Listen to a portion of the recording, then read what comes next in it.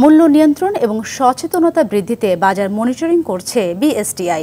সকালে উত্তরার BDR market কাঁচা বাজারে অভিযান পরিচালনা করেন সংস্থাটির মহাপরিচালক এস.এম. ফেরদৌস আলম। এ সময় তিনি বলেন, বাজার আগের চেয়ে অনেক নিয়ন্ত্রণে এসেছে। অভিযানে বিএসটিআই কর্মকর্তাদের সাথে সাধারণ শিক্ষার্থীরাও অংশ নেন।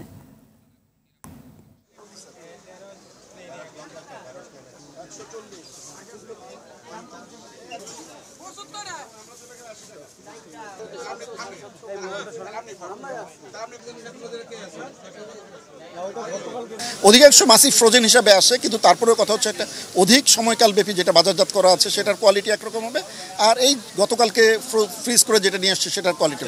এই বিষয়গুলো কিন্তু আমাদের নজরে পড়ে নাই, তাদের নজরে পড়েছে, তারা আমাদের নোটিশে এনেছে। আজকে তাদেরকে ফাইনালি বলে গেলাম, সেটা না হলে এর পরবর্তীতে আমরা আইনগত যে আমরা